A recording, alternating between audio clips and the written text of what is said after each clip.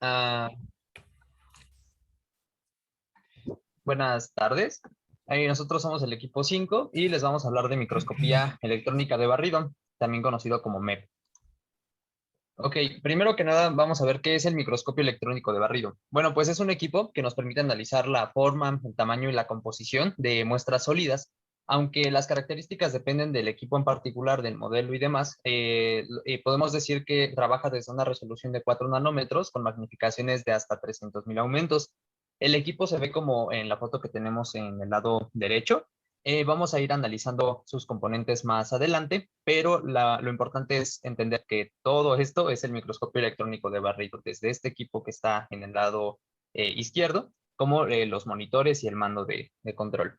La manera en la que funciona este microscopio es, bueno, podríamos pensar en que a diferencia del microscopio óptico, que trabaja con un haz de luz, este microscopio que ocupábamos en las clases de biología, o si han tomado algún curso relacionado donde se tome, donde se tenga que ocupar esta clase de microscopio, pues esos los clásicos.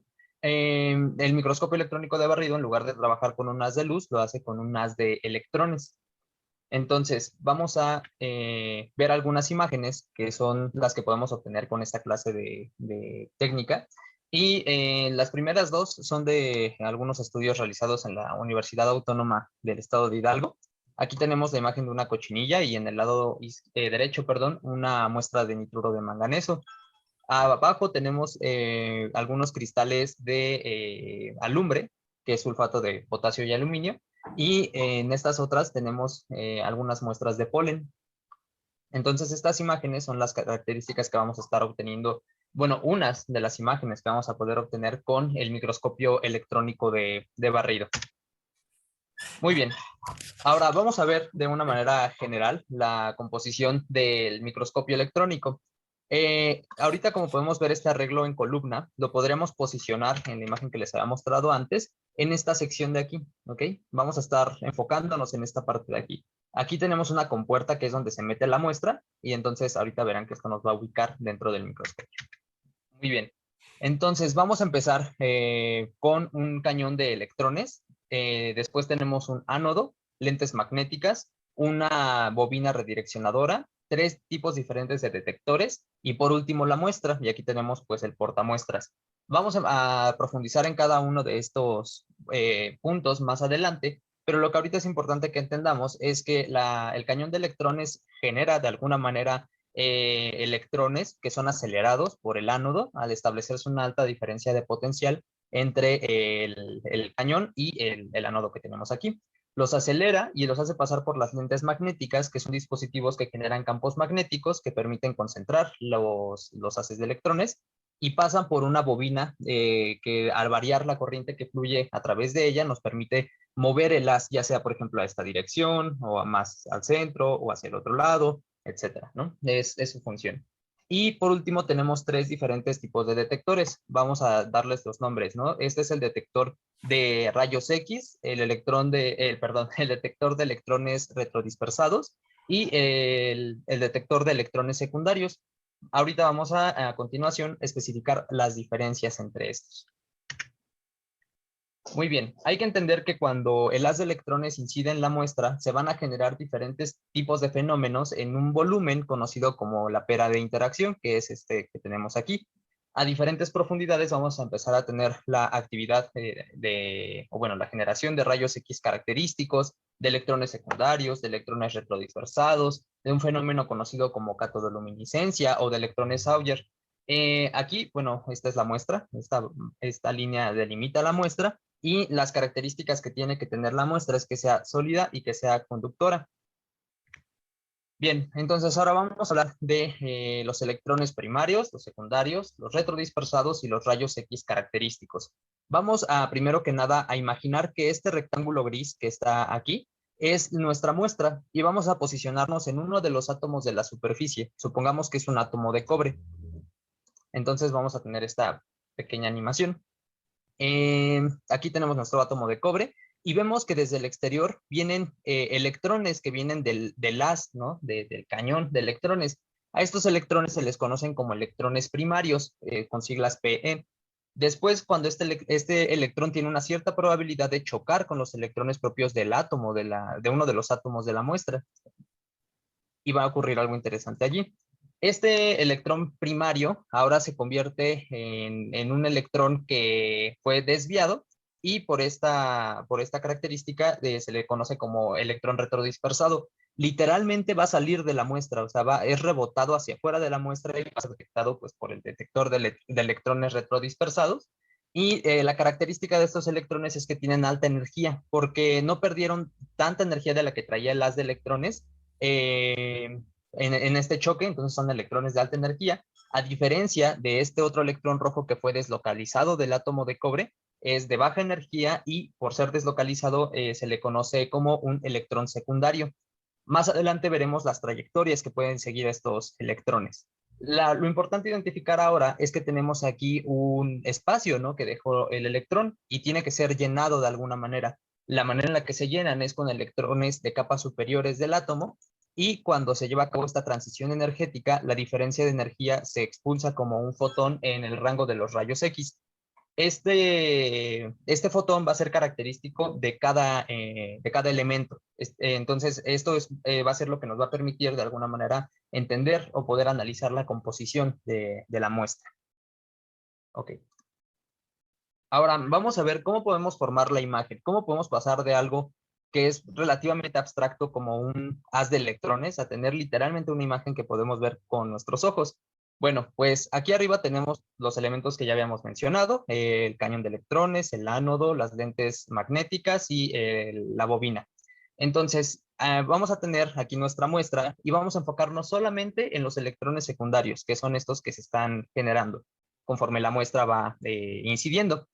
Estos electrones son atraídos a un detector con campos eléctricos y va a traducir las señales como píxeles. Cuando detecta una máxima cantidad de electrones secundarios, lo traduce como un píxel blanco y cuando por el contrario no habría nada de electrones secundarios, lo traduciría como un píxel negro. Entonces, este análisis lo va a ir haciendo fila por fila y va a ir llenando cada una de estas filas con los píxeles y va a lo largo de que este haz va literalmente barriendo la muestra, ¿no? Es de allí que se llame microscopio electrónico de barrido, perdón. Ahora, algo que hay que tener también en cuenta es que todo este proceso se lleva a cabo en un alto vacío. La razón es que, pues, como estamos trabajando con un haz de electrones, la presencia de moléculas como el dióxido de carbono, agua, oxígeno, van a interferir con las señales que vamos a recibir. Así que tiene acoplado un sistema de alto vacío, además de otros aditamentos en el microscopio electrónico. Sí. Muy bien, entonces vamos, ¿para qué nos sirven cada uno de estos tipos de electrones, no? Los electrones secundarios van a ser los encargados de proporcionarnos la información de la forma de la muestra. Vamos a obtener las imágenes como las que les había mostrado anteriormente. Aquí rescaté solamente una de ellas. Y aquí una pregunta interesante sería preguntarnos si estas imágenes están en una dimensión, en dos dimensiones, en tres dimensiones o en ninguna de estas. ¿Qué se les ocurre?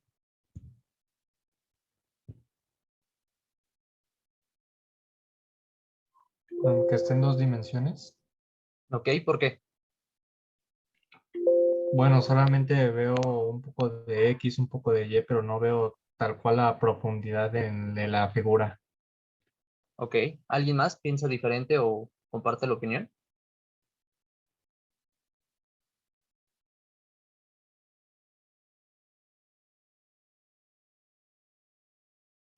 Yo sí veo esa imagen Serían como si fuera una representaciones esferita. dimensionales de objetos tridimensionales, ¿no? Ay, perdón, ¿lo puedes repetir? Es que se cruzaron ahí dos voces. Ah, ya, que sí serían representaciones en 2 dimensiones de objetos de 3 dimensiones. Ok. Exactamente. Bueno, en realidad esa puede prestarse a relativa confusión, dado que nuestro cerebro interpreta la profundidad como una imagen en tres dimensiones o lo trata de llevar a ese espacio, pues. Pero como dijeron, efectivamente, estas imágenes se encuentran en dos dimensiones. La razón es que si nosotros no podemos movernos libremente, ¿no? O sea, obtenemos esta imagen y no es como que podamos arrastrar el mouse y verla desde otro punto de vista, ¿no? tendríamos que mover la muestra o mover el portamuestras para poder ver desde algún otro eje a la muestra. Es como podemos imaginar si tuviéramos un clip, literal un clip ahí acostado y hacemos el análisis, pues vamos a ver la silueta del clip, pero si lo ponemos de pie, solamente vamos a ver una línea, ¿no? Que es su silueta vista desde arriba, ¿no? Entonces, como no tenemos información en Z, son imágenes efectivamente en 2 dimensiones, aunque como veremos más adelante, se pueden llevar a 3 dimensiones a través de otro análisis, todo en el mismo equipo. Muy bien, ahora los rayos X característicos son los responsables de, a través de una técnica que se llama espectroscopía de energía dispersiva de rayos X, EDS por sus siglas en inglés, nos van a permitir identificar los elementos presentes en la muestra con espectros como el que podemos ver en la imagen en la izquierda. Ok. Ahora, los electrones retrodispersados. Bien, los electrones retrodispersados nos permiten obtener algo que se llama dominios de composición y va a depender la cantidad de electrones retrodispersados con el número atómico. Vamos a ver esta imagen de aquí. Esta representación se llama simulación de Monte Carlo y es un análisis probabilístico. Vamos a imaginar que aquí tenemos la superficie de nuestra muestra y que pues, poco a poco vamos profundizando en ella, ¿no? Aquí tenemos el haz de electrones y vamos a ver que hay cierta cantidad de electrones que penetran mucho en la muestra, pero que terminan por ser absorbidos por la misma. Hay otros tantos que lo que va a ocurrir es que no profundizan tanto, estos rojos, y que terminan por salir, manteniendo una alta energía. Esa es la definición de los electrones retrodispersados. Ahora, como les menciono, esta cantidad de electrones retrodispersados va a depender del número atómico. Aquí tenemos otras 4 simulaciones para diferentes elementos: carbono, silicio, cobre y oro. Vamos viendo que el número atómico va aumentando en cada caso, ¿no? En el primer caso vemos muy pocos electrones retrodispersados y poco a poco vamos viendo que van aumentando. ¿Cómo podemos entender esto? Bueno, aquí un pequeño paréntesis, es que esta imagen que tenemos aquí es un dominio de composición. Los píxeles se traducen de la misma manera como habíamos visto: máxima cantidad píxel blanco, mínima cantidad píxel negro, y podemos decir entonces que aquí hay una mayor cantidad de electrones retrodispersados que en esta zona de aquí que está más oscura, ¿no? Entonces, como les estaba mencionando, esta intensidad va a depender, ¿no? Del número atómico. Por lo tanto, podemos decir que esta zona tiene una composición diferente a esta zona de aquí. Son diferentes, ¿no? ¿Por qué? Porque es que se detectan más o menos electrones. Pues imaginemos esta situación. Supongamos que tenemos una pelota que dejamos caer en el suelo y va a rebotar a una determinada altura, ¿no? Pero ahora repitamos esta misma experiencia en un colchón, en una colcha, en una esponja, algo por el estilo, y vamos a ver que no va a rebotar tanto, ¿no? Nosotros podemos entender que cuando los átomos van aumentando de número atómico, se van haciendo más pesados, ¿no? Podemos relacionarlo de alguna manera con el concreto. Y los átomos menos pesados los podemos identificar como con la esponja, ¿no? Entonces, cuando es más pesado, rebota a una mayor altura, con mayor facilidad, y por lo tanto detectamos mayor cantidad de electrones retrodispersados, lo cual se traduce como una zona blanca. Y cuando es un átomo con un menor número atómico, detectamos menor cantidad de electrones retrodispersados, lo cual se traduce como una zona oscura. ¿Ok? Ahora, el cañón de electrones también recibe un nombre alternativo, que es el cátodo termoiónico. Es la primera parte que teníamos en nuestro esquema del microscopio electrónico de barrido. El cañón de electrones es un dispositivo que calienta un filamento, ya sea de hexaboruro de lantano o tungsteno, que a cierta temperatura empieza a emitir electrones, a lo cual se le llama efecto termoiónico. Esos electrones son acelerados por un ánodo, que ya también lo habíamos visto y que está posicionado acá abajo, a través de una diferencia de potencial alta. Después estos electrones pues van a seguir su viaje hacia las lentes magnéticas.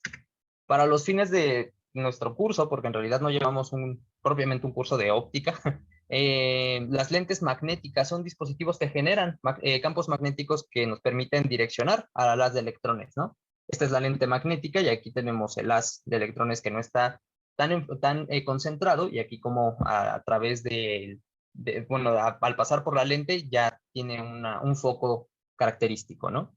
Por último, vamos a ver las aberraciones. Las aberraciones son fenómenos ópticos que se pueden presentar cuando hacemos el análisis en el microscopio electrónico de barrido, y va a depender de la posición del foco del haz de electrones. Este es el foco, ¿no? Tenemos que el haz puede estar posicionado por encima de la muestra, perdón, el foco puede estar posicionado por encima de la muestra, justo en la muestra o dentro de la muestra. Si tenemos alguno de los casos de los extremos, respectivamente va a ser llamado miopía o hipermetropía y va a traducirse como un desenfoque de la muestra. Y el caso ideal en el que queremos trabajar es en el central, ¿no? Donde tenemos una imagen bien definida. Tenemos otra aberración aquí, que es el astigmatismo, y que es un efecto producido por la falta de simetría del haz. Aquí podemos verlo, ¿no? El haz como que se va distorsionando. Esta es la posición ideal, la circular, y se va distorsionando ya sea hacia arriba o hacia abajo, ¿no? En cualquiera de los dos casos vamos a poder ver este efecto, que es como la imagen está barrida en una dirección, y es conocido como astigmatismo. Aunque existen más aberraciones y no todas son corregibles, estas tres que les mencioné sí, y se pueden modificar se pueden corregir, perdón, solamente moviendo las lentes magnéticas para desplazar el foco o su simetría. Vale, ahora vamos a hablar del fenómeno de la catodoluminiscencia en el MEB. La catodoluminiscencia es la emisión de luz por parte de nuestra muestra en estudio. ¿Y esto por qué sucede? Se da a causa de que el material es excitado por el haz de electrones que incide sobre él. En esta imagen podemos ver cómo se muestran los rayos X y en el rayo rojo dice CL, que es el fenómeno de catodoluminiscencia. Esta emisión de fotones se genera en el régimen ultravioleta visible e infrarrojo. Siguiente. Ok. Seguimos con la formación de imágenes y su interpretación. Para poder interpretar las imágenes requerimos de detectores. Un detector es un dispositivo que mide la cantidad de electrones que arroja nuestra muestra. En este caso serían electrones secundarios y retrodispersados. Hay dos tipos de detectores, el Eberhard-Torley y el detector de estado sólido. Vamos a hablar primero del detector de Eberhard-Torley o detector de electrones secundarios. A pesar de ser conocido como detector de electrones secundarios, lo que registra es una mezcla, una combinación de ambos tipos de electrones secundarios y retrodispersados. La recolección de los electrones se registra en función de los ángulos entre la muestra y el detector. Aquí vemos una representación de dicho detector, cómo registra ambos tipos de electrones. La siguiente. Ok, ahora el segundo detector, el detector de estado sólido o detector semiconductor, también se le conoce así. Este mide solamente los electrones retrodispersados y está formado por un semiconductor dopado. Usualmente este semiconductor es de silicio y está colocado por encima de la muestra. Su funcionamiento se da a partir de que los electrones retrodispersados, es decir, los que rebotaron en nuestra muestra, excitan a los electrones que están en el semiconductor para que crucen la band gap o la banda prohibida y pasen de la capa de valencia a la de conducción. Esto produce una corriente eléctrica y esta es la variable que mide el detector. La variable que se le asocia entonces, se le asocia a cada electrón. Siguiente. Ahora hablaremos del contraste en las imágenes. El contraste se da cuando diferentes partes de la muestra emiten distintas cantidades de radiación. Encontramos dos tipos de contraste, el composicional y el topográfico. El composicional brinda una imagen a partir de los electrones retrodispersados y muestra la diferencia del número atómico promedio en una muestra. Nos revela el tamaño de la muestra. Del lado derecho de la diapositiva podemos ver un ejemplo de contraste composicional de una moneda de €1. Ahora sí, siguiente. Y el contraste topográfico, este nos brinda una imagen a partir de electrones retrodispersados y exhibe la superficie de la muestra. Este contraste se caracteriza por ello, por representar mejor las superficies. Es la misma imagen, solo que ahora en contraste topográfico, la que está a la derecha, y se perciben mejor las superficies. Igual es una moneda de €1. Pero por la parte de abajo podemos ver ambos contrastes, uno al lado del otro, de una muela de diamante. Este es tomado en voltaje de aceleración de 10 kilovoltios. El voltaje de aceleración se refiere al de el haz de electrones que incide sobre la muestra. En el lado izquierdo vemos un contraste composicional y en el lado derecho un contraste topográfico. Ahora sí, siguiente.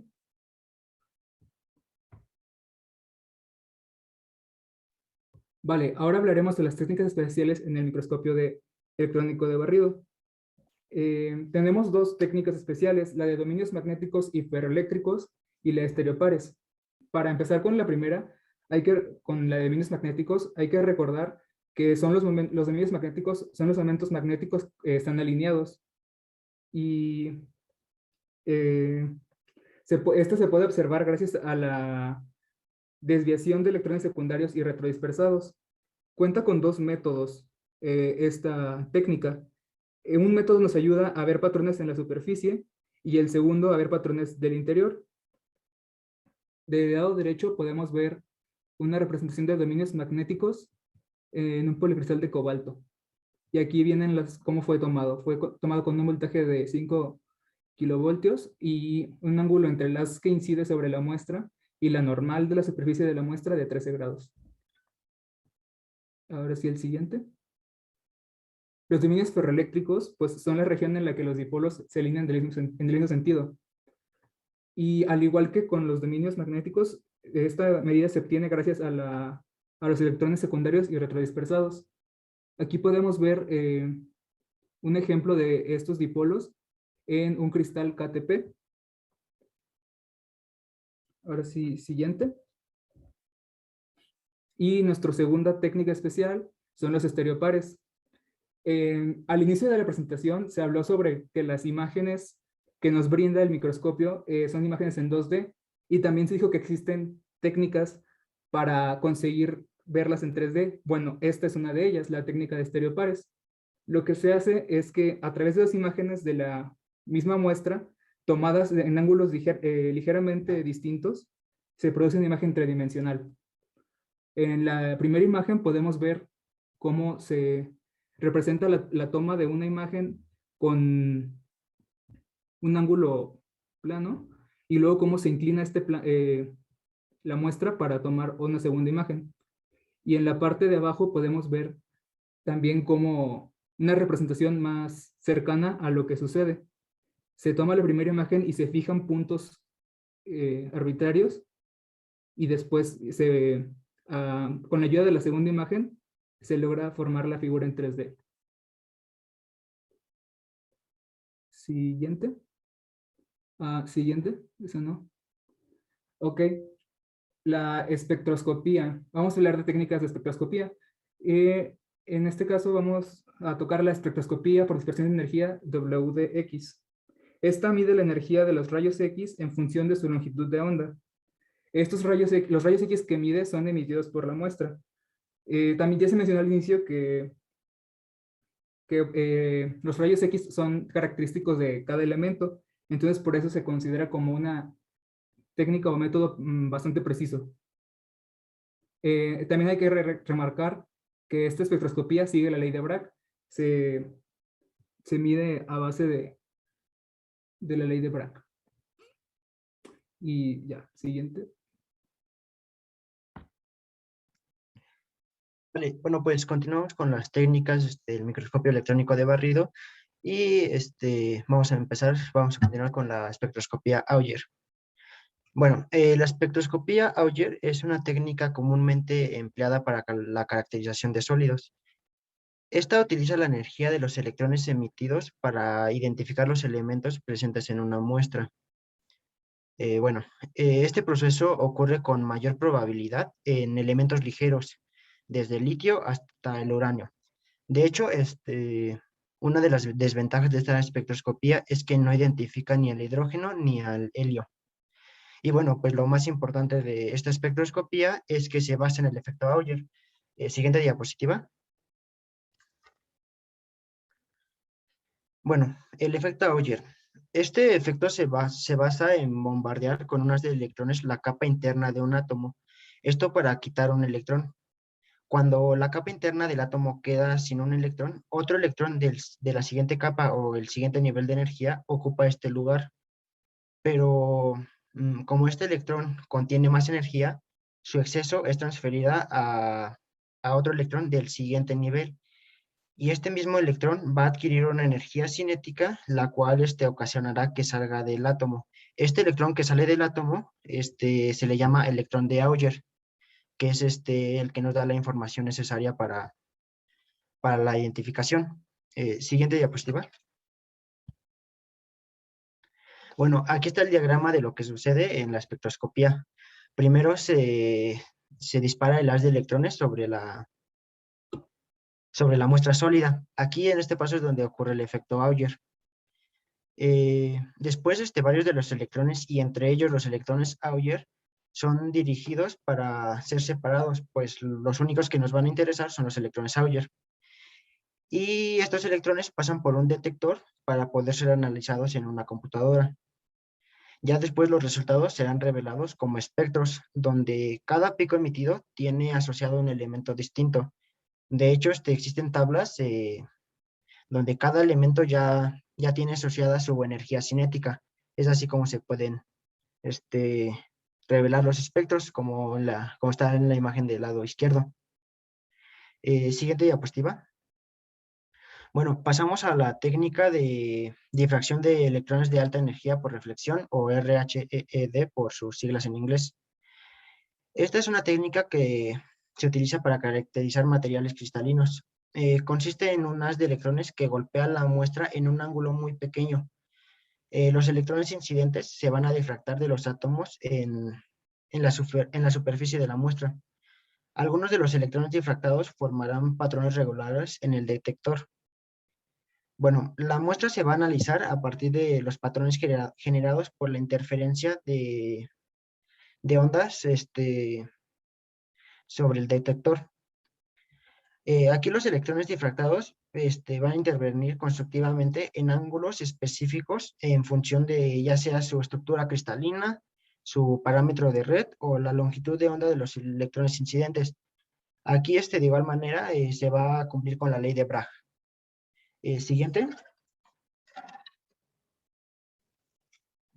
Bueno, el microanálisis de sonda de electrones. Este es un instrumento de microhash utilizado para el análisis de muestras sólidas como todos los demás, y es fundamentalmente lo mismo que el microscopio electrónico de barrido, solo que contiene la capacidad adicional de proporcionarnos un análisis químico de la muestra en estudio. Bueno, su característica principal es la capacidad de adquirir un análisis elemental muy preciso, en el tamaño de la muestra. Son puntos muy pequeños. Este método proporciona mejores resultados que el microscopio electrónico de barrido. De hecho, la imagen del lado derecho es pues básicamente lo mismo que el microscopio electrónico de barrido. Se basa en un principio pues diferente, pero es fundamentalmente lo mismo. Siguiente.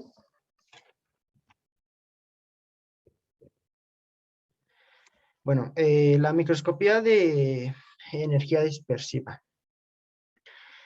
Esta, pues como todos los demás ya vimos, es una técnica de caracterización de sólidos. Esta se basa en la radiación electromagnética de alta energía o rayos X para expulsar un electrón del átomo. Esto sucede en la primera capa de energía del átomo. Este electrón tendrá un espectro característico basado en su átomo de origen. Y pues bueno, aquí se van a dar cuenta que sucede algo muy similar al efecto Auger. Aquí sucede que la eliminación de este electrón dejará un agujero y otro electrón de un mayor nivel de energía podrá llenar. Este electrón, como tendrá mayor energía, liberará esa energía mediante se está relajando. La energía liberada durante esta relajación es la que vamos a utilizar para el espectro. Igual la energía de esta relajación es única para cada elemento. Y para el análisis, de igual manera vamos a verla en forma de espectro, donde la posición de los picos en el espectro nos dirá de qué elemento se está tratando, mientras que la intensidad de la señal nos va a decir la concentración del elemento en la muestra. Siguiente.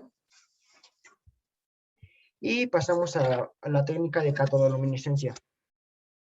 Bueno, se basa en un detector de catodoluminiscencia conectado al microscopio electrónico de barrido y es capaz de producir imágenes catodoluminiscentes de alta resolución. Estos en materiales luminiscentes. Además del espectro de luminiscencia, podemos obtener imágenes monocromáticas de materiales luminiscentes. Todo esto nos va a permitir detectar la posición de iones y de efectos emisores de luz a una longitud de onda con la resolución del microscopio electrónico de barrido. En la imagen de la izquierda, la del inciso A, podemos ver una partícula de silicio poroso obtenida por electrones secundarios, mientras que en la del inciso B es una imagen obtenida por catodoluminiscencia por los efectos de luminiscencia del silicio. Y ya en la parte de abajo, en la gráfica, pues nos va a mostrar el espectro catodoluminiscente de la muestra. Así es como se ve revelado. Siguiente.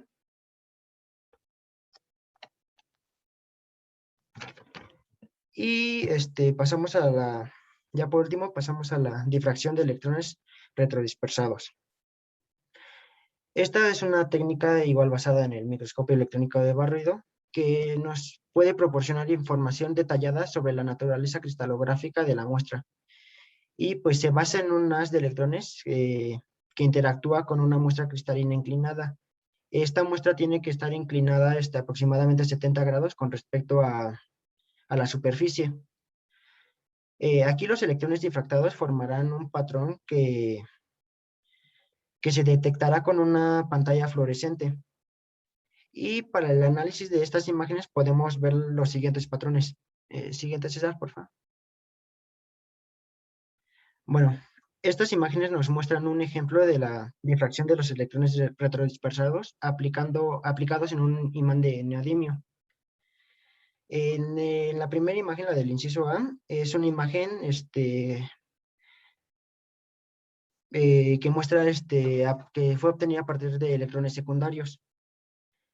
El inciso B nos muestra un mapa de orientación del cristal y de los granos cristalinos en la muestra usando claves de color.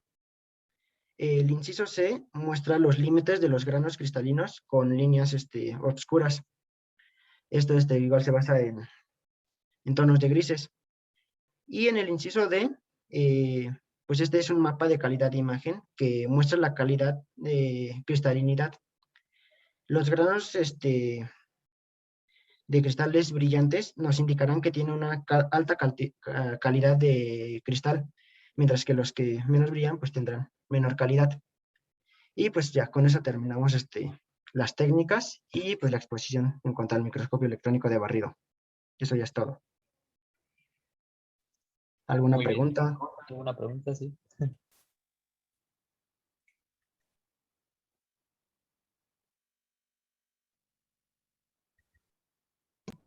¿Nadie quiere preguntar nada? Yo sí.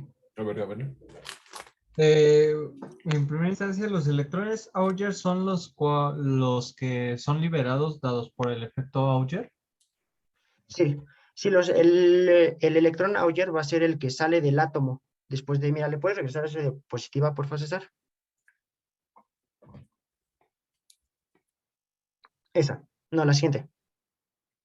El electrón Auger va a ser el de la última capa que va a ser liberado.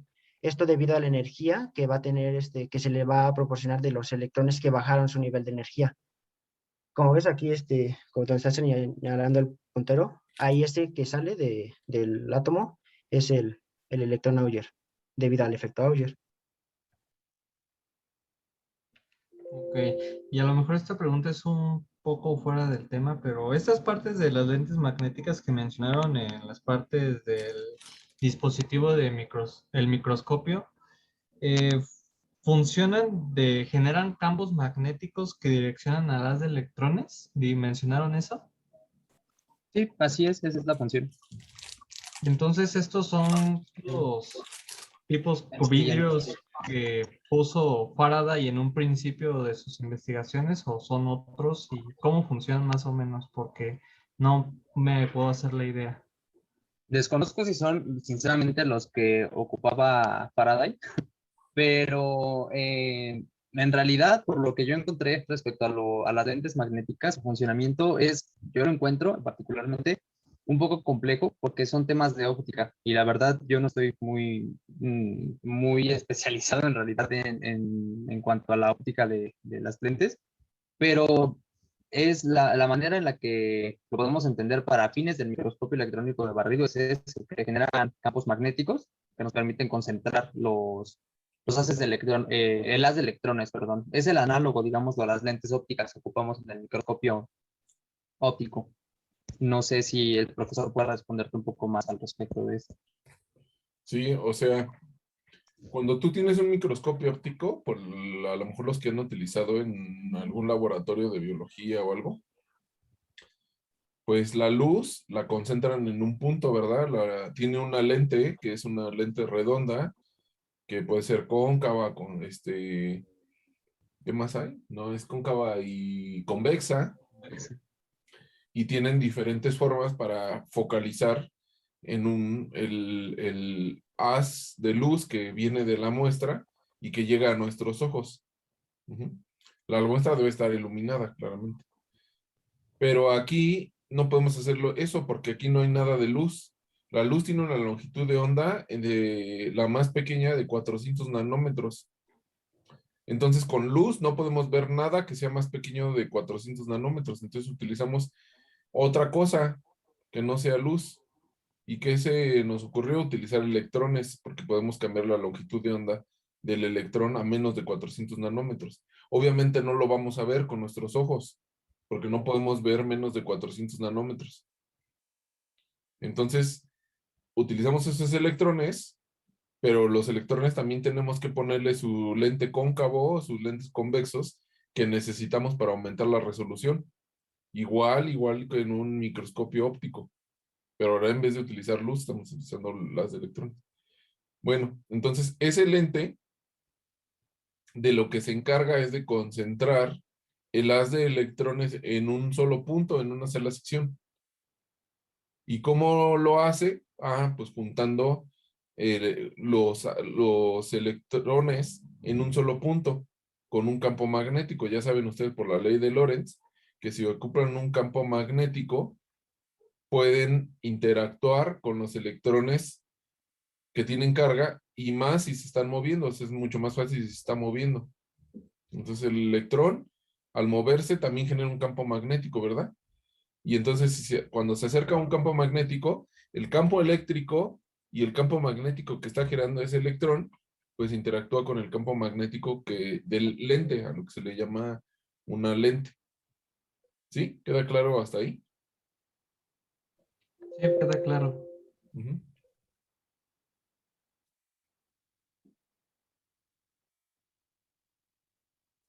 ¿Otra duda?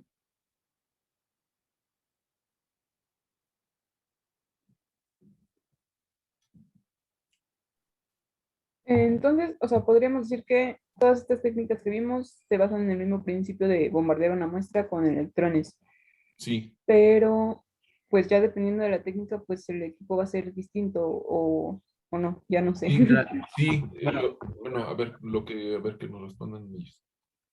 yo por lo que había investigado, en realidad esa es la maravilla, digámoslo así, ¿no? Del microscopio, que a partir de un mismo análisis, que es el hacer incidir el haz de electrones en la muestra, podemos obtener diferente tipo de información, ¿no? O sea, las diferentes imágenes que podemos obtener, ya sea de la composición, de las regiones, de dominio, o la morfología, ¿no? Como estas imágenes en blanco y negro que les enseñaba al inicio. Entonces, todo esto se puede hacer a través del mismo instrumento, ¿no? O sea, solamente se traducen de diferente manera esas señales, por lo que yo entendí. Sí, Pero, exacto, dependiendo. a ver, ¿Perdón? Adrián, que no sé. Sí, dependiendo, mira, como lo tenía César en una imagen del inicio, donde tienes lo de la pera, César. Ah, O sea, al final se basa todo en un haz de electrones. pero es dependiendo el tipo de electrones la información que nos va a dar, ya sea electrones secundarios, electrones Auger, retrodispersados, por catodoluminiscencia, va a ser distinta la técnica y la información que nos puede proporcionar. Sí, entonces lo que pasa, Dulce, es que necesitas diferente detector. Entonces, un microscopio electrónico de barrido puede tener todos esos detectores. Y entonces puedes medir todo al mismo tiempo. Puedes un detector para electrones secundarios, otros retrodispersados, para rayos X continuos, catodoluminiscencia. Si tienes los detectores, puedes medir todas las técnicas al mismo tiempo, pero no siempre tienes todos los detectores. Un microscopio convencional normalmente tiene, lo que siempre tiene, son electrones secundarios. Eso sí, ese tipo de detector siempre está. Pero otro muy indispensable que también está mucho es el de los electrones retrodispersados, que me gustado que lo dijeran en inglés, ahí, porque es backscatter electrons, que es lo que siempre dice el aparato. Porque ese, como comentaron tus compañeros, te va a dar una imagen con un contraste de composición. O sea, vas a poder identificar, este se ve más oscura, este es otro material, no es lo mismo que estoy estudiando. Esto se ve más claro, este es otro material. Y el otro que casi nunca falla, que siempre está, es el otro que es EDX o WDS, es un equivalente, son técnicas muy similares que te van a dar, van a identificar qué átomo es. ¿Cómo? Con transiciones electrónicas. Ya pusieron ahí tus compañeros que cuando sacas un electrón, pues cada átomo tiene energía distintiva de cuál es la energía de la transición. O sea, solamente ese átomo puede tener esa energía. Y entonces ya puedes identificar qué energía es y entonces vas a identificar qué átomo es. Es EDX o WDS. O EDS también se le llama. Ujú. Pero necesitas tener diferentes eh, sensores o detectores, que es la palabra correcta. Ok, muchas gracias. De nada. ¿Alguna otra pregunta?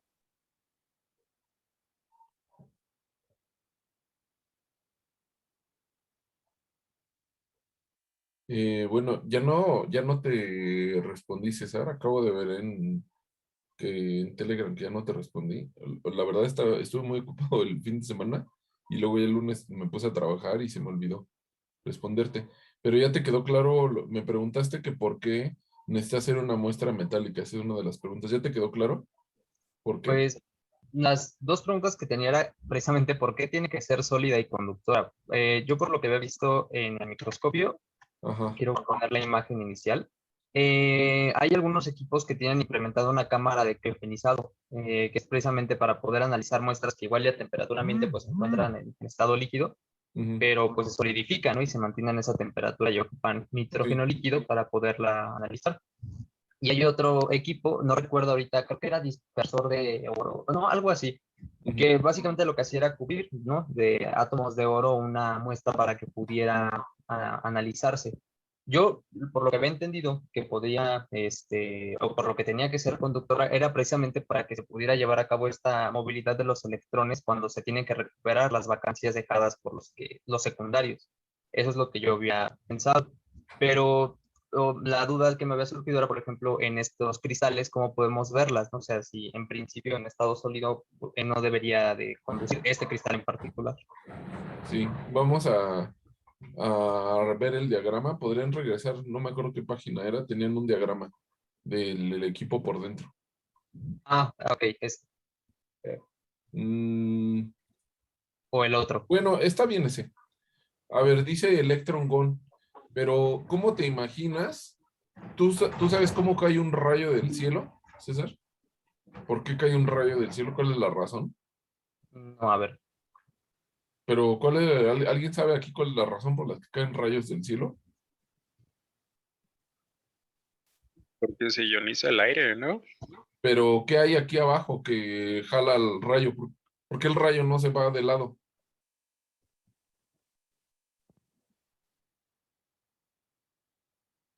El rayo viene de la nube al suelo, ¿pero por qué? Se ioniza el aire, vamos bien, ¿y luego? ¿Es por el campo magnético de la Tierra? No, no. Hay una diferencia de potencial, ¿no? Entre las nubes y el suelo. Entonces, esa diferencia de potencial se empieza a ser tan grande que los electrones ya viajan de la nube al suelo y caen en un punto. Por eso no ocurre que el rayo, veamos rayos de lado, o sea que de un lado al otro viaje el rayo, ¿no? Sino que el rayo cruza donde hay una diferencia de potencial.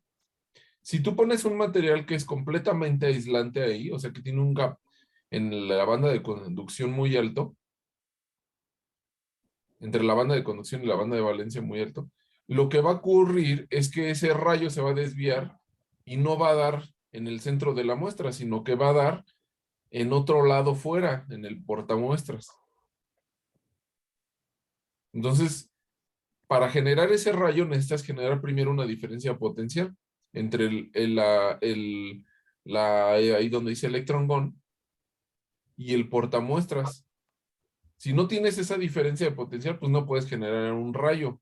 En el caso de la luz, nosotros sí generamos rayos como el láser, pero los electrones no, necesitamos generar una diferencia de potencial necesariamente, no podemos aventar electrones así de la nada. Necesitamos del otro lado tener una diferencia de potencial.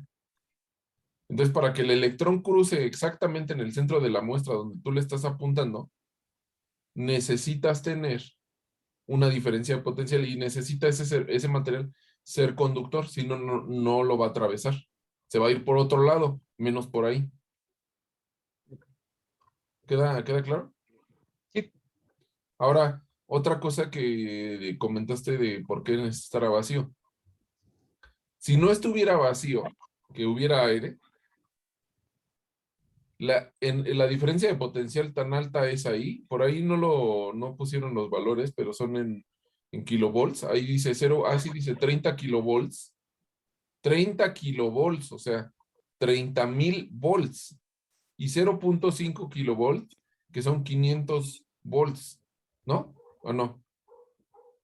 Sí, 0.5 kilovolts son 500 volts, y 30 kilovolts son 30,000 volts. Si se dan cuenta, la diferencia potencial es muy alta. Si no tienen esa diferencia, si no tienen vacío, entonces eso va a ionizar el aire y lo que van a generar va a ser un plasma o un rayo ahí adentro que va hasta crujir al momento que desplace el aire de un lado a otro. Por eso necesita estar a vacío. No podemos tener partículas de aire porque se van a ionizar y se van a desplazar. Es como si generáramos una máquina de rayos y eso no queremos. Y obviamente el aire va a causar aberraciones y va a causar cambios en la dirección del haz. ¿Queda claro hasta ahí? Sí. Me habías preguntado otra cosa, ¿no, César? No, de hecho, creo que eran solamente esas dos cosas. Sí, perdón que ya no pude responderte, pero pues estuve bien ocupado. De hecho, sí vi el mensaje y dije, al rato en la noche lo respondo, pero pues terminé como a las 11 y ya, yo soy como roca cuando duermo, ya caigo y ya no me acuerdo de nada. Pero perdón, pero sí era, bueno, espero que haya quedado ahí claro. A ver, tengo unos comentarios, ya que no quiero preguntar cosas. Bueno, Monte Carlo no es tanto una simulación. Dijiste que lo de la pera. ¿Podrías pasar a lo de la pera? Creo que lo mencioné Adrián. ¿Esto o las de Monte Carlo? A las otras, las de Monte Carlo. Aquí están. Sí. No es exactamente estadístico. No es un análisis estadístico. Cuando utilizas Monte Carlo, significa que es una distribución aleatoria. Es una forma de simular algo, un camino que no tiene algo fijo, sino que es algo aleatorio, es algo que no, que no sabes cómo va a ser y haces una simulación de ese estilo y digamos que se mueve para todos lados. Ajá. Y a ver, vamos a la 24.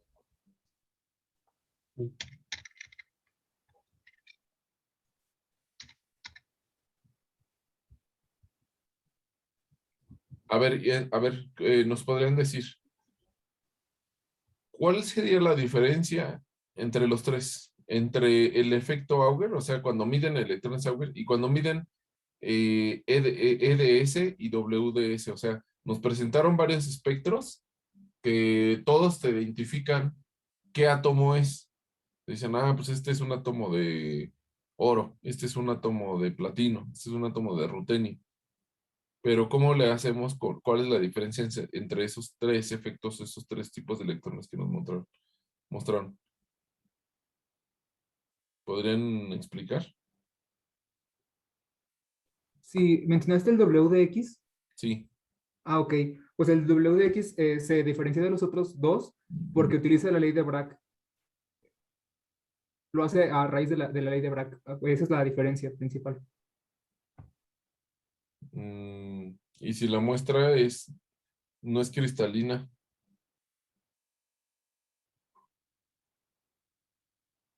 ¿Qué ocurre? ¿No sirve WDS? Pues recurriríamos a otra técnica de espectroscopía, ¿no?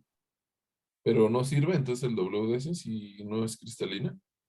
Porque la ley de Bragg implica que tiene que ser cristalino, ¿no?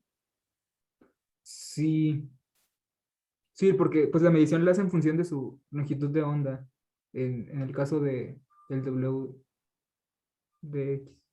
A ver, ¿podrían comparar este 24 con este diagrama con los otros diagramas que tienen los electrones? A ver, ¿llega un electrón o qué es lo que llega?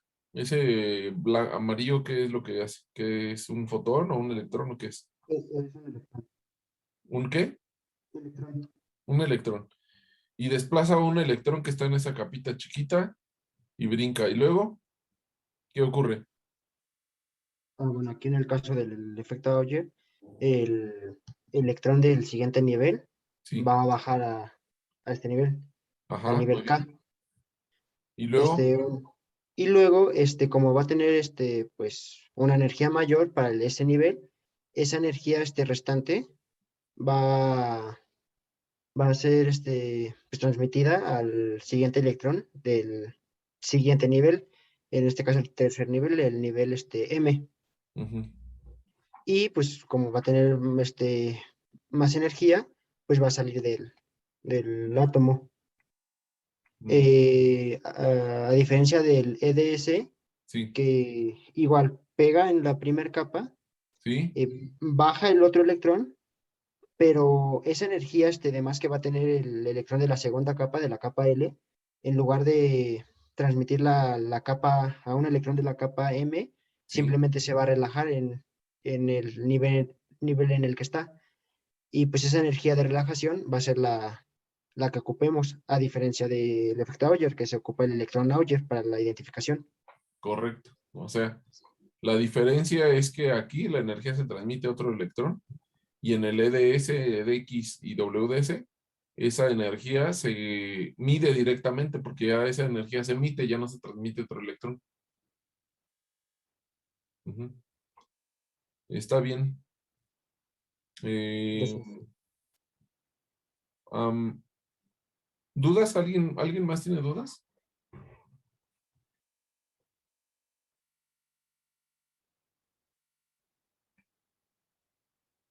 ¿No? Si no hay más Sí, yo dudas, tengo duda. sí, a ver, dinos, Dulce.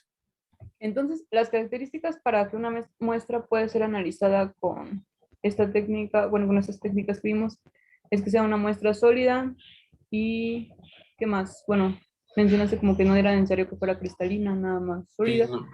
Ajá. Bueno, tiene que ser metálica, pero cuando no lo es, lo recubren con algo metálico. Por ejemplo, en biología, dices, yo quiero ver un insecto. ¿Qué hago? Lo cubren con Sí, oro. justo. Lo bañan con oro. o con un conductor plata o así, con un metal. Lo bañan con una técnica que se llama sputtering, que de hecho ya debimos haber visto cuando, no lo vimos. Para crecer, se utiliza para crecer películas delgadas, pero se pone ahí y entonces se le da un baño en oro, se le empieza a depositar encima del insecto varias, eh,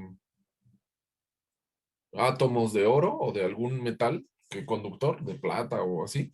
Y entonces ya que está bañado en ese metal, ahora sí ya lo puedes ver. En sí lo que ves, lo que vas a ver no es el insecto en sí, sino que la superficie que lo cubre, y la superficie que lo cubre va a ser del metal. Ajá. Entonces en biología lo que tienes que hacer es, cuando quieres hacer esta técnica para cosas biológicas, lo que se tiene que hacer es recubrir el material con algo conductor. Si no se puede, por ejemplo, que sea muy chiquito una célula, algo así, esta técnica no es apropiada. Hay otras técnicas que serían más viables para ver algo chiquito, ujú, de ese estilo. Ujú. Ahora, Ok. claro que esta técnica ve cosas mucho más pequeñas, ajá, que el microscopio óptico, y a veces en biología no es necesario ver cosas tan pequeñas. Ujú. Sí, me había entrado la duda justo porque pusieron una imagen ahí por ahí de una cochinilla. Ujú, sí, una vez vi uno de una mosca, cómo lo hicieron, y pues está interesante, o sea, obviamente la mosca ya tiene que estar muerta, y la bañan en ese que se llama sputtering, la bañan en oro, y ahora sí ya la ves. Y vi uno también, hay un avispón, y se veía, el avispón estaba muy grande, estaba como del tamaño de mi pulgar, pero ya bañado en oro, pues ya lo puedes ver y se le ven hasta los ojos, se le ve así como los pelitos que tiene, pues también se bañan en oro y cada pelito se lo puedes ir viendo. Voy a ver si hay en internet, debe haber muchas imágenes de insectos en microscopía. Ahora, otra cosa es que el nombre más común es SEM, que significa Scanning Electron Microscopy. Y el nombre que le dicen aquí es MEB, que es microscopio electrónico de barrido, pero es importante saberlo porque yo cuando llegué aquí todos me decían que MEB, o algunas personas decían MEB, pero yo jamás había oído eso de MEB, pero es que ese está en español, microscopio electrónico de barrido, pero el nombre común es SEM, Scanning Electron Microscopy. Ujú. ¿Alguna otra duda, algo que quieran decir?